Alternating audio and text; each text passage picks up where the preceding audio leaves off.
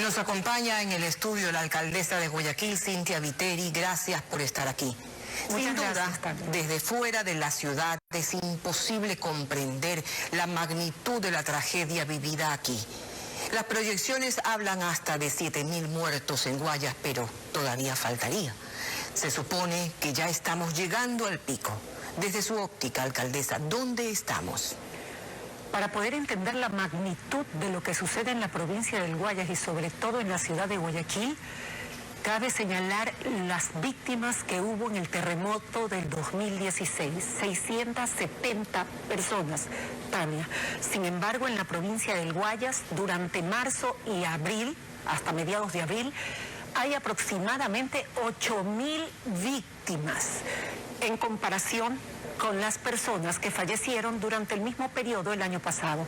Ahí tú puedes ver la magnitud de lo que está sucediendo en Guayaquil, que no tiene comparación con ninguna otra ciudad del país.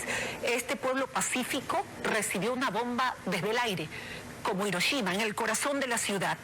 Luego tuvo que mantener su ciudad todo este tiempo, todos estos 4 meses, con el dinero de un mes, con el dinero de enero, en economía de guerra.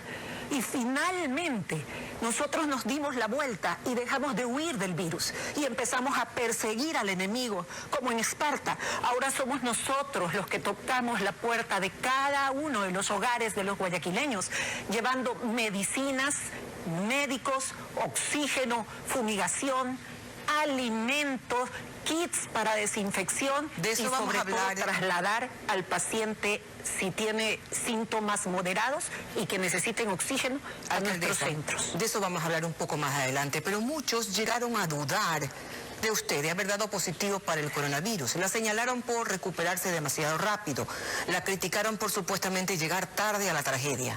A ver, Tania, en medio de esta crisis, por lo menos que eso les haya servido para sonreír un poco a las familias guayaquileñas. A mí mi padre me enseñó a nadar en río antes que en la piscina, sé nadar contracorriente. Cuando mi marido en la semana del 16 de marzo amaneció con una fiebre altísima y temblando, llamé al Ministerio de Salud y fueron a hacerle la prueba a la casa. Yo no tenía absolutamente nada, no sentía nada, pero decidieron hacerme a mí también la prueba porque dormía con él. Al día siguiente nos dieron los resultados, ambos positivos. ¿Cómo la pasé yo? Como una simple gripe, nunca tuve otro síntoma más que ese. ¿Cómo la pasó él? Hospitalizado 8 días, perdió 20 libras en 2 semanas y yo tenía terror a levantarme todos los días y abrir los ojos para comprobar si respiraba o no. Sin duda es la realidad de muchas familias en Guayaquil, en la provincia del Guayas. El pasado lunes usted hizo una grave advertencia. Dijo que el Ministerio de Salud estaría considerando una estrategia de contagio colectivo para Guayaquil, una técnica de inmunización de rebaño según sus propias palabras. Horas después, el ministerio lo negó. Entonces, ¿ya le dieron las explicaciones necesarias? ¿Ya le ofrecieron pruebas de que no es así?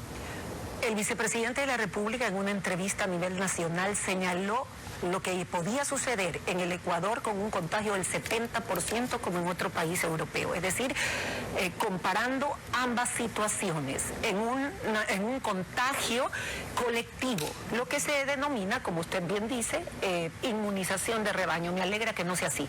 Me alegra que hayan o desmentido o aclarado o retrocedido, no importa el término que le pongan, pero que no utilicen a Guayaquil como un experimento cruel como aquel. Me alegra mucho que eso no vaya a suceder en Guayaquil. Desde que dejó la cuarentena, usted atiende la ciudad con brigadas médicas, kits de alimentos, tablets, medicinas, insumos hospitalarios y más. Puso en marcha la maternidad y está acondicionando como casa de salud el centro de convenciones.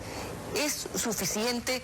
¿Qué es lo urgente en estos planes? A ver, Tania, mientras estaba en la cuarentena, pudimos parar 2 hospitales, la maternidad Enrique Sotomayor y también el centro de convenciones. Entre ambos hay 350 camas, todas con oxígeno para pacientes que necesiten respirar y que no se compliquen para poder evitar que lleguen a terapia intensiva y sean intubados. Durante la cuarentena empecé a construir 2 cementerios con 12.000 tumbas. Durante la cuarentena llevamos alrededor ya mismo al 1 millón de kits en la ciudad de Guayaquil para evitar el hambre en las familias más pobres. Durante la cuarentena fumigamos no solamente la zona urbana, sino también la zona rural de Guayaquil con nuestras parroquias y recintos. Durante la cuarentena, Guayaquil le puso al Ministerio de Salud, a las Fuerzas Armadas, a la Policía Nacional, le puso camas, colchones, vehículos, el combustible y a los hospitales los trajes de bioseguridad. ¿Y con alrededor de 12, alrededor a estas alturas entre 15 y 20 millones de dólares, Tania. Como te dije, en economía de guerra, suspendí toda obra y me dediqué a la pandemia. Me dediqué a los recursos del bicentenario, este año 200 años de independencia de nuestra ciudad, los dediqué a combatir la pandemia. No era necesario que esas 2 o 3 semanas que pasé alejada para no contagiar, porque el peligro hubiera sido que yo contagie, no, el peligro no era para mí. Pudimos levantar todo esto y en este momento nosotros somos los que hemos dado, gracias a Dios, administrando bien los recursos para que los médicos en los hospitales públicos tengan 110 habitaciones donde ir en este momento con las enfermeras y no regresar a casa para contaminar o evitar contagiar a su familia. Nosotros hemos puesto... Sí, te escucho. Perdón que la interrumpa. Adelante. Anoche el presidente de la Cámara de Comercio, Pablo Arosemena, anunció que en breve se reanudaría parcialmente el comercio, pero sin almacenes, solo con entregas a domicilios. ¿Qué debe venir después de esta pandemia? Porque no solamente es una emergencia de salud, hay también una emergencia económica. Guayaquil ha sido el centro del comercio, de la industria, de las exportaciones. Dos cosas que están relacionadas con el municipio de Guayaquil directamente. Una, la petición formal a la Asamblea Nacional y al presidente de la República que excluya a la ciudad de Guayaquil de cualquier tributo, impuesto o contribución que signifique sacar dinero de los bolsillos de los trabajadores en Guayaquil o sacar dinero de las empresas que dan trabajo. ¿Por qué? Porque Guayaquil es el epicentro de la tragedia, como lo fue Manabí en su momento con el terremoto. Y dos, el crear un fondo futuro.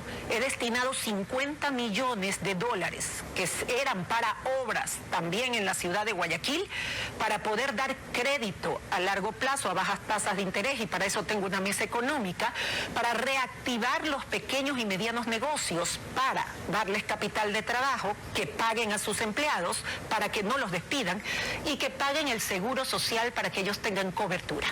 Alcaldesa, antes de finalizar esta entrevista, no puedo dejar de preguntar sobre lo ocurrido el pasado 18 de marzo. Una decisión suya muy polémica, la orden de cerrar el aeropuerto José Joaquín de Olmedo. ¿Se equivocó? ¿Acudirá al llamado de la Fiscalía para investigar? Acudiré a donde me llamen, Tania, pero debo decirte también dos cosas muy cortas. La una, lo hice bajo el Pacto de Derechos Civiles y Políticos de la Asamblea de las Naciones Unidas. Y segundo, para mí la más importante, una madre salta a defender a sus hijos si estos están en peligro.